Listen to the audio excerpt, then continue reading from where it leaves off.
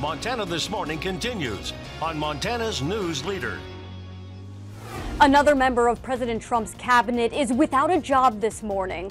I'm Laura Podesta in New York. I'll have details on who will replace the Secretary of Veterans Affairs and what this means for the future of the VA. And remember that big earthquake near Lincoln last July? Well, guess what? It's not over. Coming up, we learn how that big quake is still shaking things up in Montana. Meantime, here at 6:32, our top national story, President Trump has fired another member of his cabinet. That's right. The announcement about the termination of the Secretary of Veteran Affairs, Dr. David Shulkin, came via Twitter. CBS's News' Laura Podesta tells us who will replace Shulkin and what his removal means for the administration. Another member of President Trump's inner circle is out. Dr. David Shulkin, Secretary of Veterans Affairs, is no longer holding the job, according to a tweet Wednesday from the president, which read in part, "I am thankful for Dr. David Shulkin's service to our country and to our great veterans." White House Doctor Rear Admiral Ronnie Jackson will replace Shulkin as head of the VA. The president's overall health is excellent. Jackson is a naval officer who has served as White House physician for the past 3 presidents. Former VA head Shulkin came under fire after an Inspector General report in February found that he used taxpayer money to purchase his wife's plane ticket to Europe last summer and improperly accepted tickets to a Wimbledon tennis match. He paid back the more than $4,000 after it became public. I've made the decision to reimburse the Treasury, to follow the IG recommendations, and I'm committed to doing what we have to do to focus on veterans and make this better. Following the recent departures of National Security Advisor H.R. McMaster and Secretary of State Rex Tillerson, Shulkin is the 8th high-profile member of the Trump administration to depart since the beginning of this calendar year. Laura Podesta, CBS News, New York.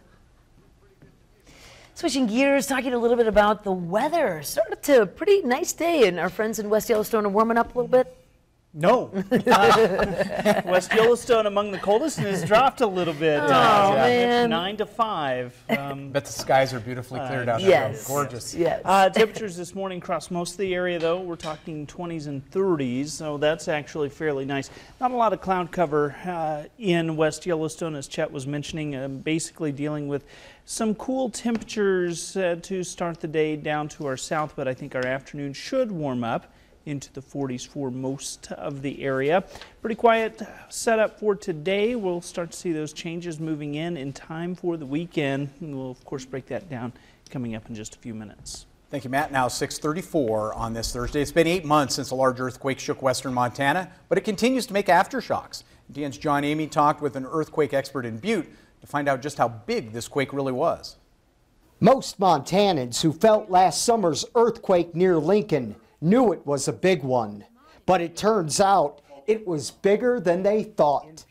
It turns out that it was the largest earthquake in the lower 48 states during the calendar year 2017.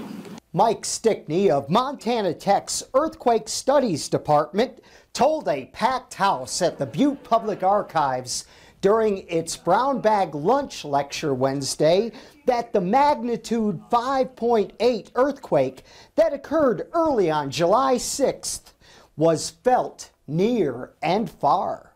Salt Lake City on the south, Vancouver, Seattle, Portland on the west, and there's one report that came in from the Black Hills over in South Dakota. And while the Lincoln earthquake occurred back in July of last year, Mike Stickney told the crowd here at the Butte Public Archives that that earthquake continues to shake even today. We're still getting aftershocks. We're getting 1 to 2 small events per day. We have not gone for a 24-hour period yet without having at least one minor aftershock up there. The July quake did plenty of damage in the Lincoln area and even damaged the Knapton building in Butte. But fortunately, no major injuries were reported in the quake. In Butte, John Amy, MTN News. Now, according to Stickney, more than 16,000 people reported feeling that earthquake. And new flights are being added this summer at the Bozeman Yellowstone International Airport. Airlines are increasing nonstop service to Dallas-Fort Worth, Newark, and San Francisco. American Airlines will be adding more seats and additional flights to Dallas-Fort Worth. United is set to add daily service to Newark and additional nonstop flight to San Francisco. Now, these additional flights are being added to accommodate the growing number of tourists traveling to the area. Well, the airlines are really seeing strong demand in our market, and when they see that strong demand, they continue to add supply, and in their case, that is seats. So we're seeing that increase in seats because of the demand that we have, and really it's in response to the growth of the community as well as growth of the tourism market. Now, those new flights are set to take off in early June. Speaking of travel, if you're into bicycling like I am, you're willing to put up with some unpredictable weather. Yellowstone National Park has opened a few select roads to bicyclists. Now, before those roads are open to traffic, those roads include the west entrance to Roaring Mountain, Mammoth Hot Springs to Willow Park. Also, as conditions allow, the road from the east entrance to the east end of Sylvan Pass, along with the south entrance to West Thumb, will be opened as well. For more information, just go to our website. It's important to note you can't go from Mammoth to West Yellowstone, though. There's a 5-mile patch of road construction between Willow Park and Roaring Mountain that you can't go on. It's completely torn up, so no bikes on that part. Good to know. Okay, there you go. Thank you, Chet. You heard it here. Yeah. You heard it here first from Chet Lehman. Stay with us, folks. Up next, it's a privately run prison in Montana about to turn 20 years old. And when we return, MTN's Mike Dennison takes a look at what the state would like to do with its contract. But first, let's check in with Gail King for a look at what's coming up at 7 on CBS this morning.